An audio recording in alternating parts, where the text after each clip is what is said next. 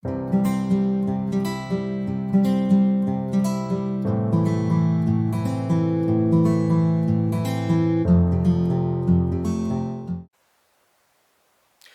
pessoal, tudo bem? Estou aqui novamente para gravar mais um vídeo.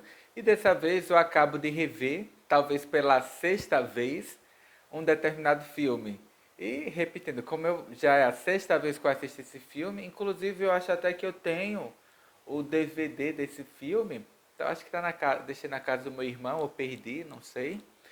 Mas eu vi pelo Amazon Prime ou Prime Video.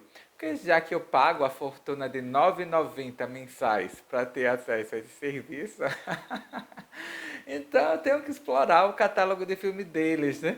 Tem muita bobagem, tem muita tranqueira, tem aquele monte de seriados que eu nunca vou assistir na vida, um monte de desenhos. Eu percebi que eles até incluíram alguns animes, né? Tem o Inuyasha, tem o Guerreiras Mágicas de Heian, que eu assistia quando era adolescente, mas não sei se eu tenho paciência para assistir esses animes dos anos 90, porque eles têm um ritmo que é bem diferente. E eu gosto desses animes e mangás que eu acho que eles são chamados de shones, que, enfim, é na, no, no mercado, no espaço mercadológico lá do Japão, esses, se não me engano, esses mangás shonen, ou esses animes shonen, são voltados para o público feminino.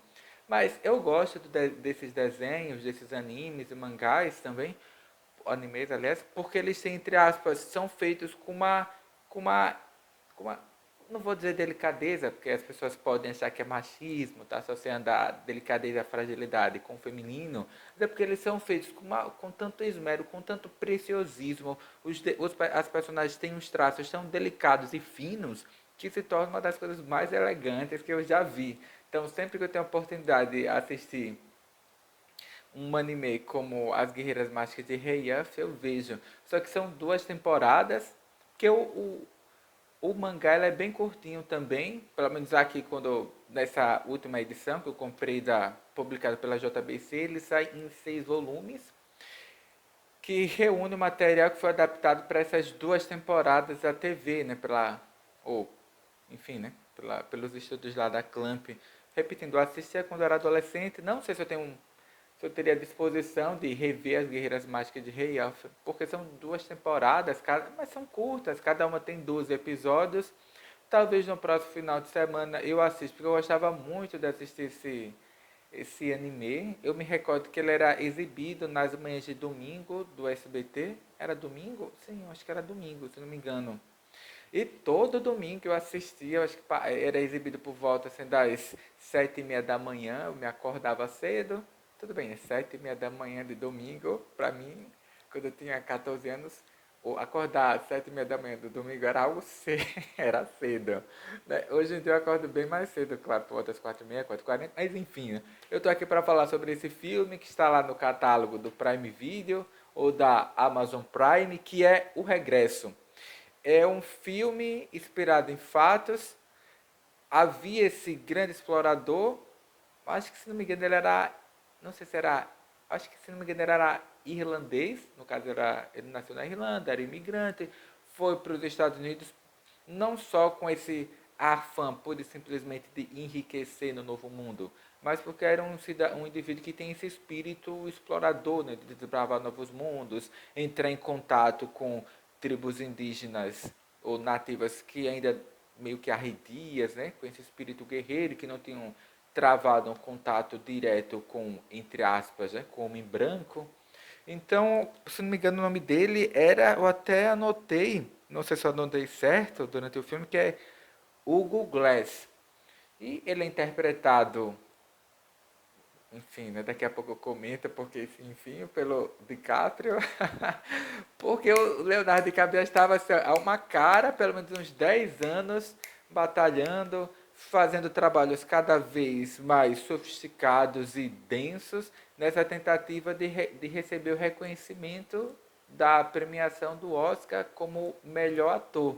E finalmente, repetindo, depois de 10 anos, de filmes de trabalhos espetaculares ali como ator, ele conseguiu ganhar o Oscar de melhor ator pela sua interpretação aqui desse explorador irlandês, que é o Hugo Glass, que ele viveu ali na virada do século XVIII para o século XIX, porque se não me engano ele morre em 1833, ele morre ali depois ou durante um confronto com uma comunidade indígena de um povo chamado Arikara, que inclusive até aparece no filme. Só que eu não sei se aqueles atores que são contratados para interpretar os Arikaras, eles são dessa etnia, né? Enfim, né? Porque eu acho que é aquela postura do cinema americano padrão, né? Pega qualquer índio aí, bota umas penas e pronto, é o índio e acabou, e vai embora.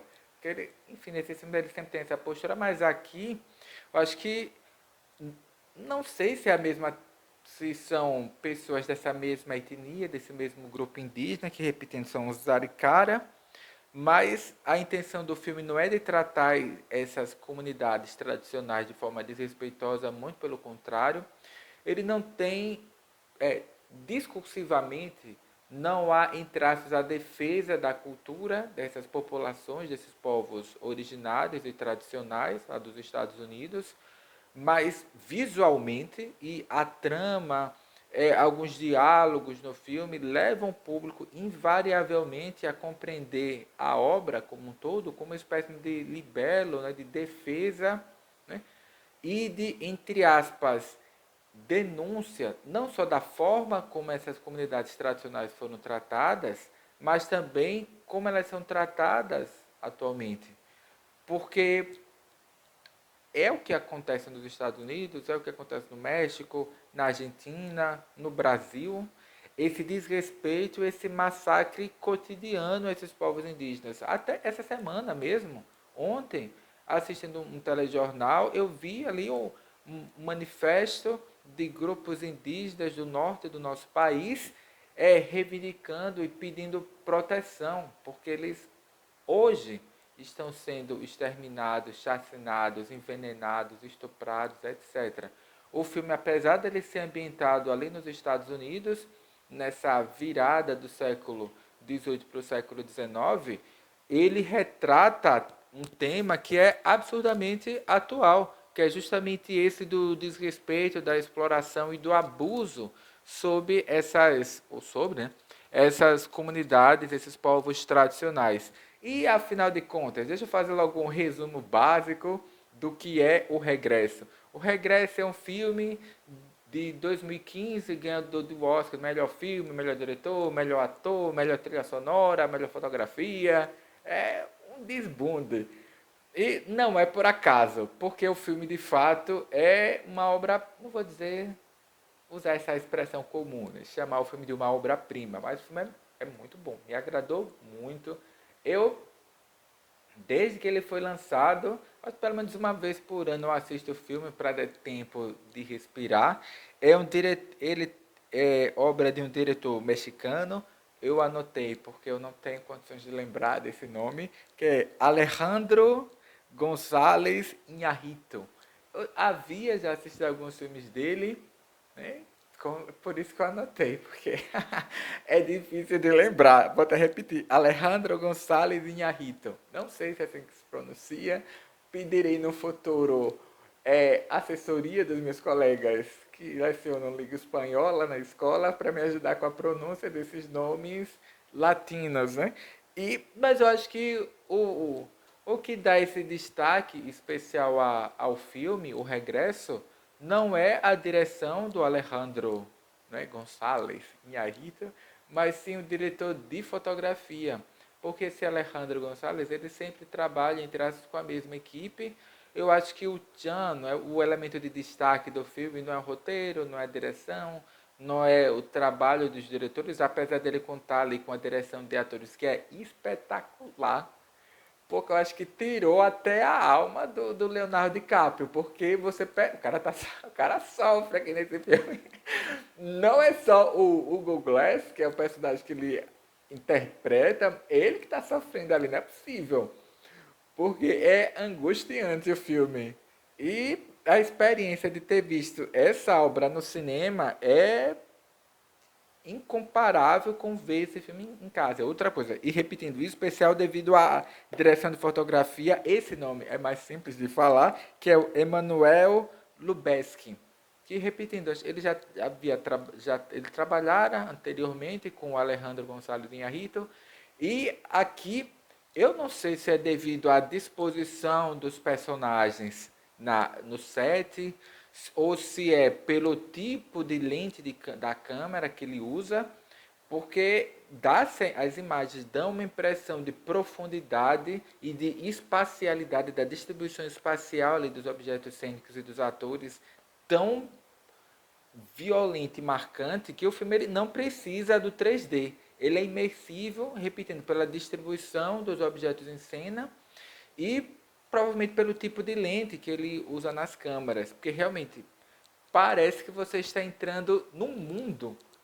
E o filme ele começa lento, tanto nas imagens quanto na introdução da trilha sonora, na apresentação da trilha sonora, como também do cântico, porque parte dos personagens do DiCaprio, do filho dele, eles falam em uma língua indígena, né, uma língua nativa, né, tectônica, né, e a língua, né, e a forma como eles pronunciam as palavras é tão sonora que se confunde com a trilha musical, né? Você não sabe qual é o ponto de término entre o que separa, né, a trilha sonora e o, o áudio, né, o som das personagens. Porque, repetindo, eles falam, não parei para pesquisar, mas é uma língua tão sonora, tão musical, que parece que eles estão cantando, que eles estão orando. É muito bonito.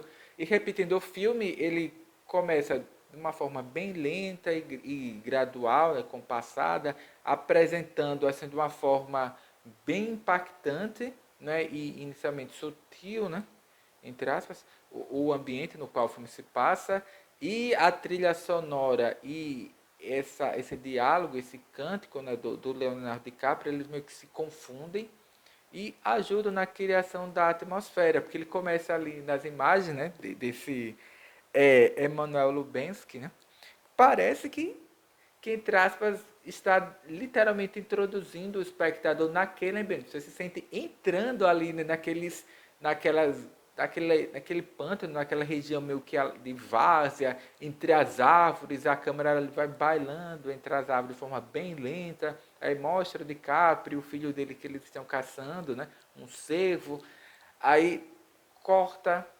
passa para um acampamento, aí vocês percebem que o filme ali está ambientado, porque eu não sabia nada. Eu só vi lá o DiCaprio no cartaz do cinema, pô, vou assistir esse filme aqui. E entrei sem saber de nada, não sabia quem era o diretor, não sabia do que a história se tratava. Vi lá o DiCaprio no cartaz e como eu já vinha acompanhando os filmes dele já há algum tempo, sei lá, uns 10, 15 anos, sabia que ele vinha se esmerando, cada trabalho dele era melhor do que o anterior. Aí, repetindo, quando eu vi o cartaz com o DiCaprio no cinema, eu quero assistir esse filme. E fui lá e vi. E eu, repetindo, não sabia nada do filme. Eu fui assistir ali completamente ignorante. Aí, repetindo, corta dessa cena inicial, mostra outro, um acampamento, você percebe que a história não é nos dias odiernos, se passa em algum ponto do passado. Aí que eu dei uma olhadinha na internet para ver em qual momento que o filme é ambientado, aí repetindo ali no início do século XVIII, nos Estados Unidos, é, não é no oeste, é naquela parte, né, da costa oeste mesmo, né? Oeste? Enfim. Geografia. Meu Deus, eu ainda tentei fazer um curso de geografia na faculdade. Ia reprovar no primeiro semestre, né? Não sei nem diferenciar o leste do oeste, mas enfim, né? Problemas da deformação escolar. Aí voltando, você percebe que o filme se passa numa era mais antiga, que é provavelmente ali, provavelmente não, é no início do século XIX, nos Estados Unidos. É, são, são colonos que se aventuraram ali nas profundezas do continente para caçar animais devido à pele. Eles são emboscados por uma tribo indígena, muitos deles são alvejados, eles pegam o material que conseguem, colocam numa embarcação e descem o rio. Os sobreviventes, porque eles são ali alvejados pelas flechas dos índios, isso é uma sequência espetacular, cara. Não é, entre aspas, um filme de ação, né? Não, ele não preza pela violência, mas e mostra essa série de assassinatos, repetindo que eles são emboscados pelos índios, que você pode. Mas é mostrado de uma forma tão bonita, e você compreende que aqueles homens, eles estão, entre aspas, caçando em um território que, entre aspas, está muito além daquilo que nos quais eles vivem, e você não toma de imediato os índios como vilões, né? É um conflito, provavelmente ali de terra, de propriedade. Eles logo, quando eles entram nessa embarcação de madeira para descer o rio, eles dizem, olha, o personagem de DiCaprio, ele comenta, porque ele é contratado, entre aspas, para ser uma espécie de guia, né? E eles, olha, descendo esse rio, nós entraremos no território de Arikari e eles vão nos matar. O melhor é que a gente deixe o barco nesse ponto e sigamos a pé, em silêncio, para tentar evadir-se dessa área o quanto antes. Porque esse território, eles não vão permitir que a gente avance. Aí eles, você foi contratado para nos guiar, que a gente abandone aqui. Nós estamos há semanas aqui, ou meses, aliás, né? Buscando por essas pedras, vamos abandonar nossa mercadoria e voltar sem um tostão no bolso? De forma nenhuma. Eles têm uma discussão, eles resolvem, entre aspas, ouvir ali a voz da experiência, né, já que eles contrataram um guia. Então vamos seguir as orientações do guia, que era esse personagem, o Hugo Glass, que é interpretado pelo DiCaprio. E isso eu estou contando, entre aspas, os 20 primeiros minutos do filme, eu acho. E eles resolvem seguir a pé com a pouca mercadoria, né, das pedras que eles conseguiram salvar, né, desse, entre aspas, confronto com os Arikari, que essa comunidade indígena, essa etnia indígena. Eles, no meio do caminho, né, uma parada, provavelmente para dormir, recuperar as forças, a personagem do DiCaprio, ele é atacado por um urso pardo, acho que é um urso pardo, porque um urso negro ele é muito pequenininho. Não ia conseguir fazer esse estrago. Quer dizer, enfim, você já. O homem e a mulher, se está dentro, já tem medo de um camundongo, de um rato. Vai chamar um urso negro de pequeno é uma piada, porque um urso negro é, assim, ele é do tamanho de um porco grande. É um bicho que tem uns 250 quilos, não é um bicho pequeno. Mas no filme, pelo menos no filme, não sei na vida real, ele foi atacado ali por um urso pardo, que é um monstro. Um urso pardo é do tamanho de um carro, né? Então ele é atacado, ele consegue retaliar ali de alguma forma o ataque do urso com as armas que ele tem à mão, uma faca, uma espingarda qualquer. E ele, como é que eu posso dizer, miraculosamente ele consegue matar o urso, mas ele sai totalmente ferido, né? Perna quebrada, costelas fraturadas, vários cortes ao longo do corpo. E os amigos dele, né, os companheiros, amigos não, vou chamar de companheiros, né? Fazem uma espécie de cama de madeira, né, para transportá-lo, mas ele é um homem robusto, né, ele é um homem muito forte, grande e está muito pesado. Durante o inverno, eles estão numa região montanhosa, que é muito pedregosa, de avanço, que é muito difícil. Ele está num estado assim de saúde tétrido, porque afinal de contas ele, vamos dizer que sobreviveu, né? Sobreviveu uma figura de expressão, o cara estava entre a vida e a morte depois desse ataque desse urso marrom, o pardo, eu acho. Aí eles, enfim, né? Pensando que ele estava morto, ou pelo menos à beira da morte, cavam uma cova ali, rasem, jogam ele lá dentro, jogam terra por cima e vão embora, porque eles sabem que eles estão no território que é muito perigoso desse grupo indígena e vão embora, deixam ela ali. Só que, por graça dos deuses ou dos espíritos ali da floresta, né, quem vai saber, o cidadão, de fato, ele sobrevive e mesmo com uma das pernas com a perna quebrada, que ele conseguiu, né, fazer com que o osso voltasse para o lugar de alguma forma, nem quero saber como, e com algumas costelas fraturadas, vários cortes profundos devido ao ataque do urso, perda de sangue, ele consegue, depois de 6 semanas, e atravessar um espaço de algo em torno de 300 quilômetros, ele chega ao forte, que servia, entre aspas, ali de paragem e de refúgio e proteção contra esses grupos indígenas que ainda viviam na região, mesmo ali no século XIX, eles ainda subsistiam, né? Ele consegue chegar e ele quer vingança. Porque um dos amigos, um dos colegas ali do grupo, que era o Fitzgerald, que é interpretado, ou até me surpreendi, pelo Tom Hardy. Eu até anotei para ver se eu não vou falar errado. É Tom Hardy, que é um ator, vamos dizer, desses qualquer nota. Eu nunca prestei atenção nesse ator. Só me lembrava dele porque ele já atuou em vários filmes dos irmãos Nolan, né? Como, por exemplo, como é que é da trilogia Batman, ele aparece no último, que ele é o Bane, que é aquele cara que quebra, né? O Batman, né? Para dar uma surra lá no Batman, que eu acho que é o único personagem ali do filme e o primeiro realmente das histórias em quadrinhos que tem um porte, um preparo físico suficiente para dar um pau no Batman. Aí eles pegam essa personagem, Bane, que aparece ali nos anos 90, né, na série A Queda do Morcego, trazem para o cinema, né, os irmãos Nolan, e ele é interpretado pelo Tom Hardy, que nem é um cara tão forte assim, mas para o filme ele se preparou, né, ganhou massa muscular, o cara virou um monstro. Aqui no filme o Regresso, o Tom Hardy ele está irreconhecível devido à maquiagem, a interpretação, o gesto de andar, o tom da voz dele está muito diferente. Eu só reconheci, só sabia que era Tom Hardy, porque no cartaz do filme estava lá em destaque, né? DiCaprio e Tom Hardy. E como no filme eles são antagonistas, deve ser ele.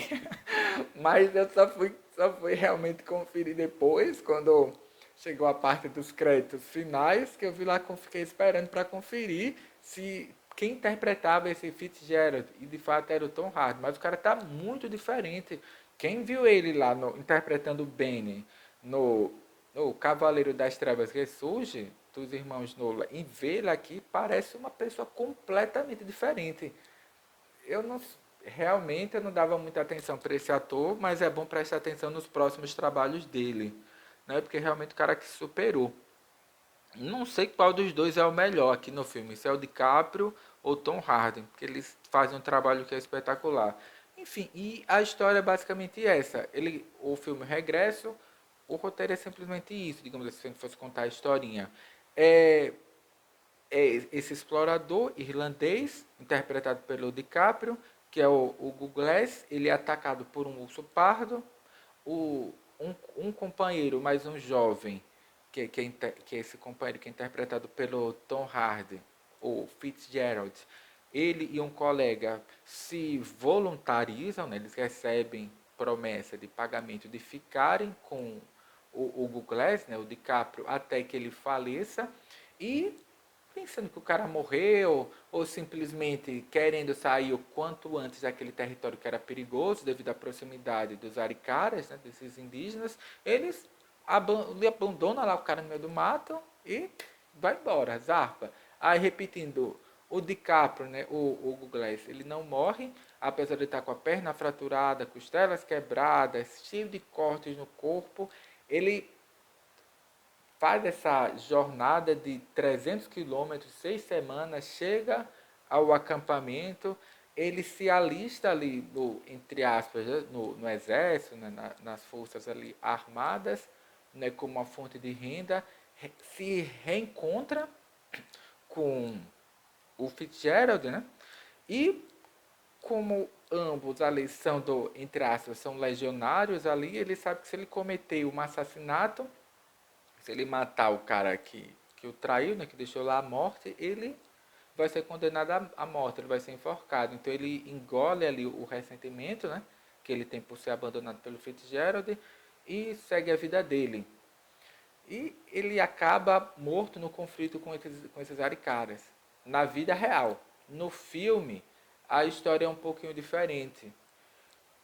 Porque no roteiro, né, não sei se é do Alejandro Gonçalves, né, Iñárritu, não sei se o roteiro é dele, eu não parei para prestar atenção nisso, mas no filme ele muda para dar ao final da história, para dar um significado diferente à história. Porque, por exemplo, essa viagem. Primeiro tem essa questão dessa viagem, desse retorno para o Forte, que é realizado pela personagem do DiCaprio, repetindo que é o Hugo Glass. E é uma viagem que no filme não. Viagem, né? Que no filme essa viagem não é só física, mas é uma viagem espiritual também. E ao longo dessa viagem, dessa série de reflexões ao qual ele foi exposto, do contato com os índios e com a natureza, ele acaba de alguma forma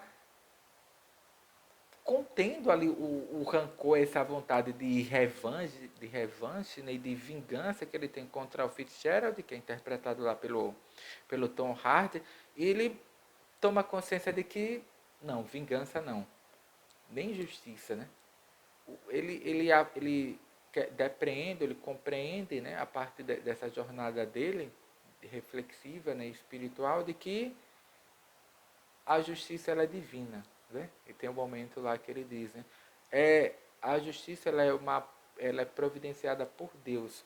Então, se ele me traiu, se ele me largou a própria sorte, ele me largou para morrer, eu não vou sujar as minhas mãos com o sangue dele, né? Deixe que Deus, na sua sabedoria, dê um destino para essa pessoa. Mesmo que ele seja um covarde, seja uma pessoa, entre aspas, de caráter reprovável, mas deixe.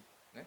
Não vou, entre aspas, me contaminar com a vingança. Deixe que Deus, que a vida, que a justiça, por conta própria, dê um desfecho para a vida dele. Eu não vou matar.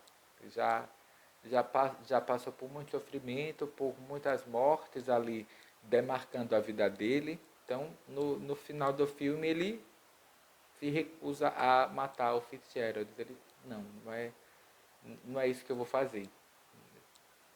E deixa lá. Tudo bem que o Fitzgerald não tem um bom desfecho na história, mas não é o DiCaprio que mata o cidadão. É um filme bom, é um filme muito bom. Eu acho que é menos pela direção do Iñárritu e mais pela direção de fotografia aqui do Emanuel Lubzinski, que eu acho que também é mexicano, apesar do sobrenome. E como diz uma colega minha de trabalho, o filme é bárbaro. As imagens são belíssimas. O filme, repetindo, ele não tem muitos diálogos. É uma história simples, é só isso. O Hugo Glass, que é um explorador, ele é atacado por um urso pardo. Os companheiros pensam que ele morreu ou que ele está prestes à morte, né? Está à beira da morte, e o abandonam. Porque também eles têm. Porque no filme é uma série de conflitos, porque nem o Fitzgerald, que é essa personagem do Tom Hardy, nem o Hugo Glass, que é interpretada pelo DiCaprio, eles sabem que até no final do filme, o Tom Hardy, aliás, o Fitzgerald, ele diz, Deus sabe, né? Nós fizemos um acordo, nós tínhamos um pacto, há uma história ali que é mostrada no início do filme, nós temos um pacto, né? Você sabe que eu não fiz uma coisa errada, né? E etc. Aí, enfim, né?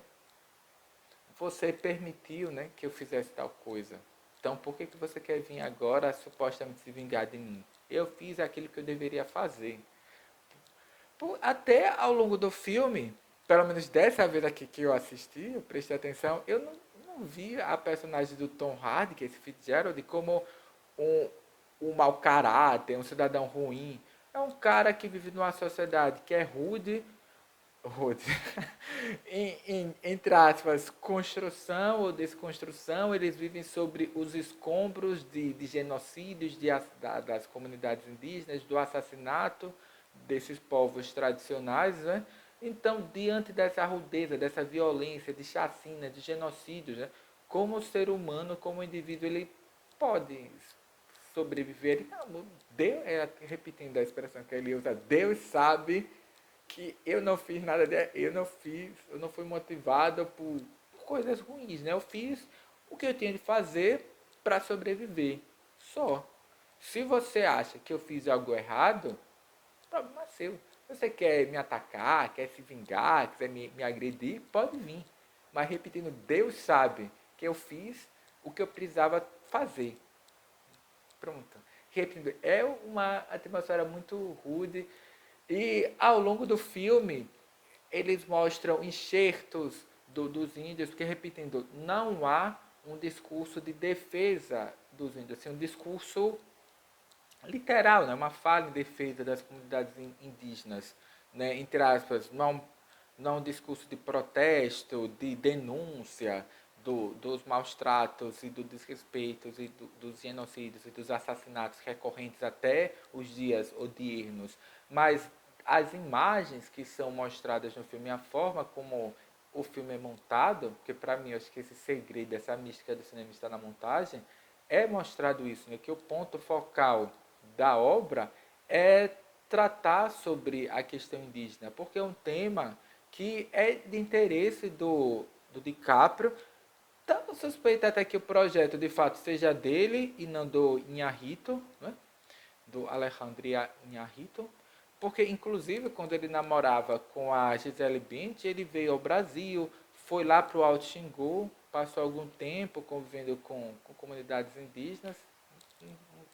Enfim, né, ele tem essas preocupações com a ecologia, com sustentabilidade, com o ambiente, com as comunidades tradicionais. Então, eu suponho que o projeto talvez não tenha sido nem do Inharrito e sendo de Capra. Acho que ele deve ter encontrado o cara e disse, olha, vamos fazer um filme sobre o tema X, vamos aproveitar o personagem Y e vamos embora. Acho que é um projeto dele mesmo, devido a esse histórico de vida e dos interesses que ele tem. E repetindo, o DiCaprio ele ganhou um Oscar como melhor ator por esse filme. É o melhor trabalho da carreira do DiCaprio? Não. Agora, até durante o filme eu fiquei pensando, porra, depois que acabou esse filme, o DiCaprio ele precisou fazer uma cirurgia plástica, porque ele passa essas 2 horas e 36 minutos do filme tenso, carrancudo, amargurado, tenso, fica sempre assim com aquele olhar, porque ele nem fala, porque como o urso dá uma patada assim na garganta dele, quase que arranca ali a faringe do cidadão, então ele mal fala, ele só grunhe, range, geme, aí eu fiquei pensando, meu Deus do céu, quando acabar esse filme, repetindo, esse cidadão precisou fazer uma cirurgia plástica para o rosto dele voltar ao normal. Que, repetindo, ele passa o filme inteiro com aquela expressão assim, sisuda, carrancuda, séria, de sofrimento, se arrastando pelo chão, chorando. Eu fiquei pensando como é que um ser humano sobrevive a um trabalho desse, hein? Impressionante. Repetindo, não sei se é o melhor trabalho de DiCaprio, né? Mas que exigiu um esforço monumental pela parte dele e também porque DiCaprio é conhecido por ser um galã. E ele aceitar fazer um filme no qual ele passa o tempo inteiro daquele jeito que parece um farrapo humano, né? Realmente é difícil. Eu realmente tá de parabéns pelo trabalho. Depois desse filme, acho que ele só fez um, que foi de novo, com Tarantino, faz aquelas loucuras de sempre. Mas aqui o DiCaprio, acho que depois desse filme ele resolveu respirar, relaxar, fazer coisas mais simples, ir para realizar outros projetos, que agora até suspeito que ele trabalha como produtor, faz pequenos projetos e tal, atua em outras áreas, mas ele queria uma coroação para a carreira dele, que era esse reconhecimento como ator, né? Daí o Oscar. Mas suspeito que daqui a alguns anos ele volte com projetos igualmente, enfim, né, chamativos, porque de fato o Regresso é um filme excelente, mas não é para assistir em qualquer dia. É um filme que exige uma certa concentração, né? E, repetindo, é aquele tipo de filme para assistir no cinema. Em casa, ele não tem o mesmo efeito. É uma daquelas provas, né, em contextos de que a mídia, né, o meio, o veículo, ele altera o significado do conteúdo que é mostrado ali. Porque a experiência de assistir no cinema é completamente diferente do ver em casa. Então, eu queria encerrar meu vídeo aqui. Quem ainda não assistiu o Regresso, que é esse filme do Alejandro González Iñárritu, veja, né, com as atuações que basicamente é o Tom Hardy, o Fitzgerald, e o Leonardo DiCaprio, que é o Hugo Glass, se confrontando ao longo de todo o filme. E o espectador ele acompanha esse rancor, esse ódio, esse desejo de vingança do DiCaprio, que ao longo do filme, devido a repetindo essa viagem espiritual, né, e introspectiva que a personagem dele realiza, ele consegue superar isso e compreender essa questão de que há um fluxo natural que a vida deve seguir, talvez seja guiada por Deus, pela própria natureza, por um acaso que é, entre aspas, consciente, não sei, fica aí a cargo de quem assistir esse vídeo, mas o DiCaprio, não vou matar. Deixe que o destino se encarregue desse cidadão. O destino, Deus, né? O acaso, sabe? E por enquanto é só repetindo. Quem ainda não assistiu O Regresso, que é esse filme de 2015, assista. Quem tem interesse por essa questão indígena, assista, que é um filme fenomenal. Aqui os filmes, eles não, os indígenas, aliás, não são mostrados de uma forma desrespeitosa. São pessoas que em boa parte dessas comunidades foram genocidadas, literalmente. Essas nações europeias, Portugal, Espanha, Alemanha, França, Inglaterra, foram responsáveis por inúmeros genocídios aqui nas Américas e fazem questão de esquecer, de ocultar esses detalhes, né? Menosprezando as culturas e as civilizações que houveram no nosso outrora continente livre, né? Viva aí a América Latina e a unificação, né? E irmandade dos povos latino-americanos. Até mais, até breve, até o próximo vídeo.